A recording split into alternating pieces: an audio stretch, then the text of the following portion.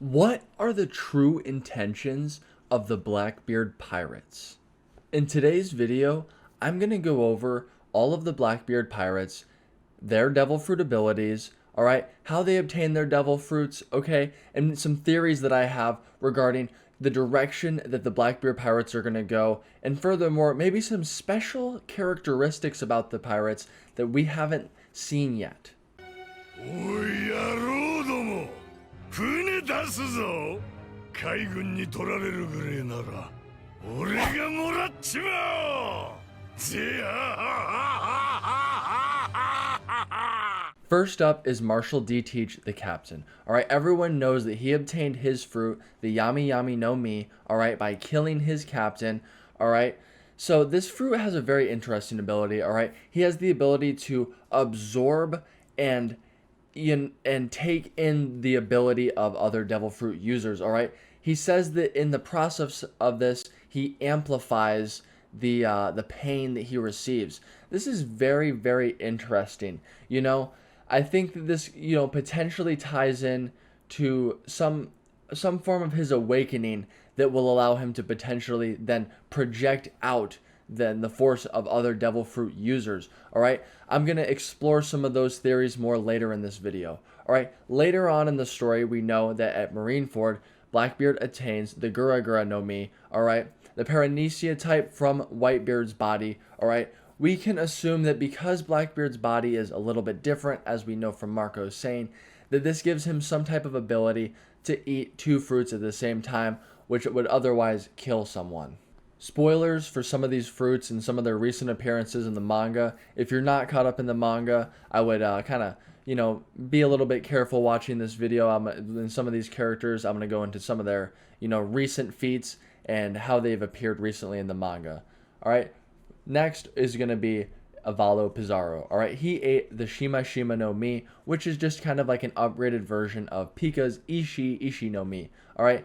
Pika had the ability to only control buildings and, other things made out of stone. Shima doesn't, Pizarro, doesn't seem to have that sort of restriction. All right. He can control seemingly anything he can get his hands on. All right. So I think this is going to be extremely impactful in how Blackbeard appears later in the story and in the final saga. He obviously has intentions with every single one of these fruits that he's given to all of his crew members. Pizarro especially, all right, he's an island man. He ate the Isle fruit. This is such a powerful fruit. All of the fruits are powerful, but this one in particular, I think, has a real strength.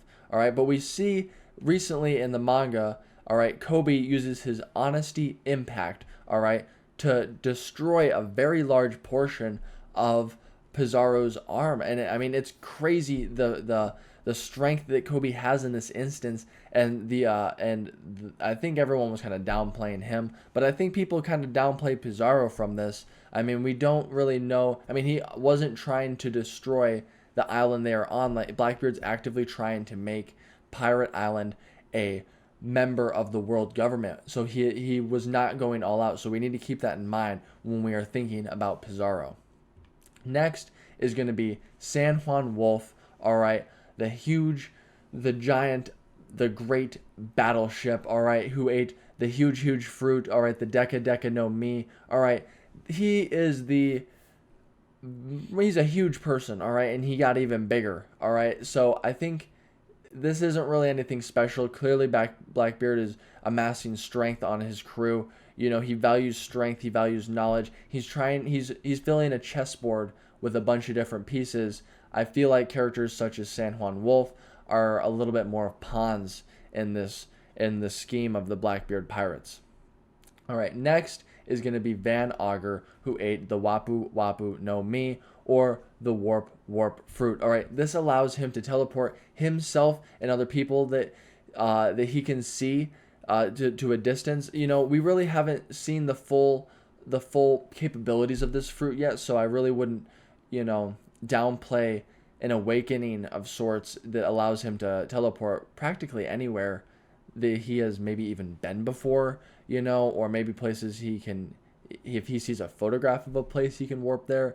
There's a lot of potential uses for this fruit, and his in his roles in the Blackbeard Pirates. I think that we really need to keep our eye out later in the story for his the role that he is going to play. Next is one of my favorite characters on the Blackbeard Pirates, Shiryu of the Rain, all right, who ate the Suke no Mi, or Absalom's invisibility fruit. All right, this was really sad to me because honestly, like, it really sucks to see characters in One Piece die and really get, confirmed killed. But saw that happen with Absalom, but I think it really furthers the Blackbeard Pirates agenda and really shows that they mean business and they're really in the business of getting their hands on powerful devil fruits.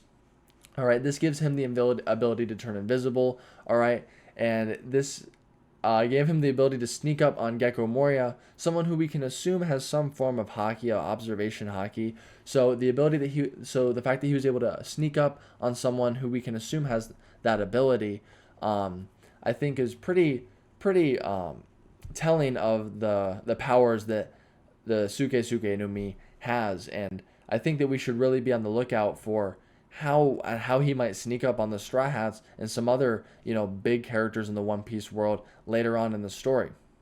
Next is going to be the character Doc Q, who ate the Shiku no Mi, or the Sick fruit. All right, this pretty much gives him the ability to infect anyone who he touches, or send something to the ability of sickness or whatever kind of disease he wants.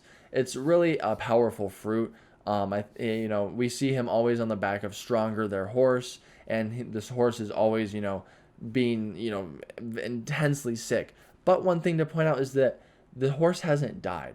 So I think that this is something that we should be on the lookout for. He has very, very high control over his fruit, and that maybe potentially while he is on his horse, he would not be able to, kill another person by touching them without killing his horse, because it would be interesting to see him use kind of two different forms of his ability at the same time.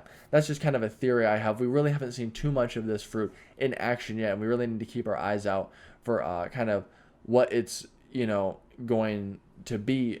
All right. Another, character related to Dot Q is going to be Stronger. Right? Stronger ate the Uma no Mi model Pegasus. All right. This pretty much just turns him into a Pegasus and gives him the ability to fly. This is super helpful in for getting Dot Q around, because he is incredibly sick. But then, this makes Stronger incredibly sick, which is really not a good combination. However, they're a very strong duo, and I really think we should not downplay their capabilities and the role they might play in the greater One Piece story.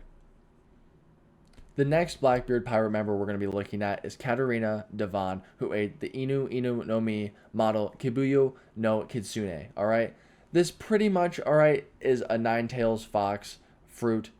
This allows her to transform into any person that she sees, or we don't really know the full capabilities of this, but we know that she can transform into other people and, make herself look like them. So I think, and sound like them. So I think that this is going to play a lot of impact in the upcoming chapters of One Piece. I've seen a lot of theories recently outlining how Katarina Devon and the Blackbeard Pirates are attempting to infiltrate the Straw Hat Pirates. I think this is a very interesting theory, and it has some weight to it. But I think before I'm really going to give this theory some validity, we need to see the Blackbeard Pirates a little bit more. All right, spoilers for Egghead. All right, recently we've seen the Blackbeard Pirates appear at Egghead. We don't know what they are doing there yet, but we know they are there. All right, could this be Devon attempting to make her move and get into the Straw Hats? All right, I've seen that people suggesting that potentially Sanji is the one that she's going to be imitating. I think this would make a lot of sense because, Katarina Devon's character has a sort of obsession for women, similar to Sanji and Brook. I think Brook would obviously be a lot harder to pull off, but Sanji is definitely a character that I think she could, fill that sort of, be that sort of spy, that hidden asset for the Blackbeard Pirates. How Sanji would get out of this, I think, is very interesting because, Sanji also has played a role of like a spy for the Straw Hats. So I think it would make even more sense for her to kind of, assume his personality and take over, I think. and I think that this is something we should really be on the lookout upcoming. All right, next is going to be Jesus Burgess, who ate the Riki no Mi. All right, this gives him just incredible strength. All right, he already was the right-hand man of Blackbeard, and now he's even stronger. All right, we really haven't seen too much from Jesus yet, and I think we really need to keep our eyes out into the future about what he's going to do and, you know, the true strength of his power. An awakening of this fruit would be truly interesting to see, like, how much strength actually he is capable of, you know, outputting, and what he's, you know, what he can destroy. Is it capable, is it, you know, on the level of like a Conqueror's Haki, advanced Conqueror's Haki, infused attack? I think this is something that is worth considering, but we really don't know too much yet. And obviously Blackbeard and Oda have tried to keep it this way, you know, and try to keep us in the dark, because, you know, the Blackbeard pirates are going to play a very big role in the future of the One Piece story. The final member of the Blackbeard pirates we're going to be looking at is Aokiji, or Kuzan. Everyone knows that he ate the Hie no Mi, or the ice fruit. This is an incredibly powerful fruit. We see some of its capabilities really early on in the story when he's introduced to the Straw Hats and Robin, and he uses his Ice Age attack on a sea beast. People really think that he has one of the strongest fruits in the One Piece world, and I think this is pretty accurate. You know, we see what I would assume to be an awakening battle against Akainu, the Red Dog of the Marines, all right, the current Navy Admiral. And I think this really showcases the capabilities of his fruit in transforming an environment. I mean, we have seen that ability, we have seen that happen before when other devil fruits, we see Luffy's Zoan type fruit awakening allows him to, you know, to turn the ground into like rubber, and we see when Doflamingo was awoken, he was able to kind of turn the entire surroundings into strings. So we can assume that applied to his fruit and permanently altered the island of Punk Hazard and turned half of it into an ice, you know, just an ice fortress, I guess let's call it. The last two characters I'm going to get into are Lafitte and Vasco Shot. All right, not a lot is known about these characters and their devil fruits at this time, but I'm sure Oda is going to explore it more later on in the story. But what we do know about Lafitte is that his devil fruit granted him these white wings, similar to the Skypians. I think that the fact that Blackbeard gave this to one of his crew members proves that it should be a powerful fruit in some regard. I think we just need to see more of it and kind of wait to see what Oda shows us. And then for our final character, that is going to be Vasco Shot, the heavy drinker. We know that his devil fruit has alcohol-related abilities, and we can assume based on his nickname, the heavy drinker, that he is able to take full advantage of his devil fruit. I think that, you know, an awakening of this fruit would be really interesting. Oda, I feel like, would do something pretty comedic with it, and I think it would be a lighthearted element to the Blackbeard pirates. You know, something, you know, a crew that is, you know, probably the most serious in all of One Piece, I would say, you know, maybe second to like the world government, but even then we have, you know, some of the Celestial Dragons who are quite goofy, in my opinion. But, you know, in other words, you know, we don't really know much about his fruit, and I think it just would be interesting to see what Oda does with it. That's all we have on the Blackbeard pirates. All right, for the rest of this video, I'm going to explore some of the ideas that I have about the intentions of the Blackbeard pirates, and maybe some of the underlying motivations that some of the crew members have. Now, I want to get into what I really think is the most important takeaways that we can get from Blackbeard's recruitment of his crew. All right, this is something that is really, people tend to overlook. All right, Impel Down and that entire arc, and, you know, the highlight that people really put the focus on is Marineford, because we really see the Blackbeard pirates in action there. But I think we need to look at how he recruited his crew to really understand their intentions and maybe the direction of the Blackbeard pirates and their goals.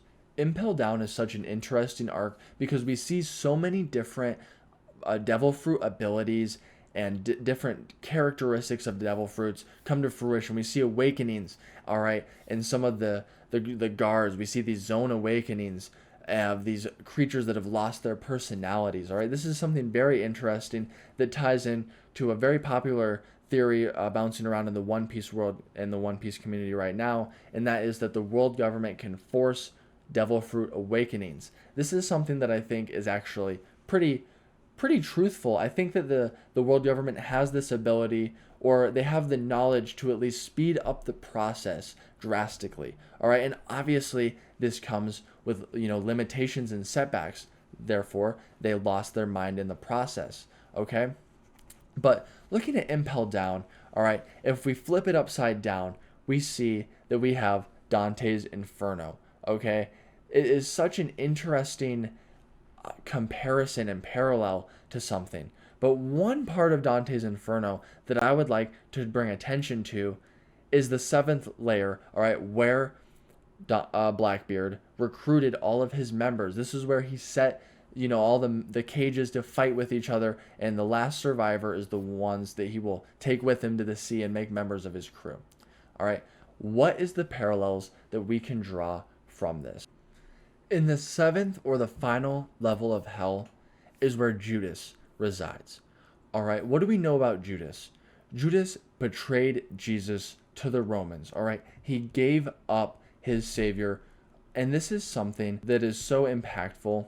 All right, and I think we need to look at the Blackbeard pirates and someone that he recruited at Impel Down to find someone who will betray him in the One Piece story later on. All right, who do I think this character is? There's a lot of different candidates. All right, now I think we need to look at everyone kind of equally. We need to take a step back. All right, we need to look at everyone that he found at Impel Down. Now, when you look at everyone that Blackbeard recruited at Impel Down, and especially at the 7th level, there's some really interesting people that stand out. All right. Now, of course, when you look at the entire Blackbeard crew and the 10 Titanic captains, you have to exclude some of them because, Aokiji, of course, was not recruited at Impel Down. He came to be a member of the pirates later, all right, later on in the story. All right, but we do know is that Blackbeard recruited some big figures at Impel Down and at the 7th level. All right. And another character he recruited at Impel Down was Shiryu of the Rain. Now, this is someone that a lot of people might point to. All right, when I bring up my theory that there is a Judas on the Blackbeard pirates. All right, Shiryu of the Rain. He betrayed the world government. All right, he might betray the Blackbeard pirates. Now, I don't think this is the case. I think that there is going to be someone else who will betray the Blackbeard pirates, and Blackbeard especially. All right, who do I think this is? I think it's Jesus Burgess. All right, I think that this would be so crazy. All right, someone who has the name of the person who was betrayed by Judas, all right, then goes on to betray Blackbeard. This would be such an interesting parallel that honestly would be right in front of our face the entire time that no one would have seen coming. Now, there's not a lot that I have to back this theory up right now other than going off of the fact that we know that Oda likes to base a lot of, his stuff off of real life instances. There is no reason to think that he would not have implemented a Judas type figure into the Blackbeard pirates that he and into one of the crew members, all right, that he recruited at Impel Down, especially at that 7th level. Now that is specifically going to be Jesus, I think. All right. Now, if anyone has any other people that they think that it could possibly be, leave a comment below and I would like to address that, because I'm open to suggestions, because, I think that there is a Judas among the Blackbeard pirates, but I do not know who, but I do know that it is someone he recruited during the Impel Down arc. All right. That's all I have for you guys today. All right. Make sure to like, comment, subscribe. All right. Check out this video that I got right here. Check out that one. All right. And I'll see you guys in the next video. All right. Deuces.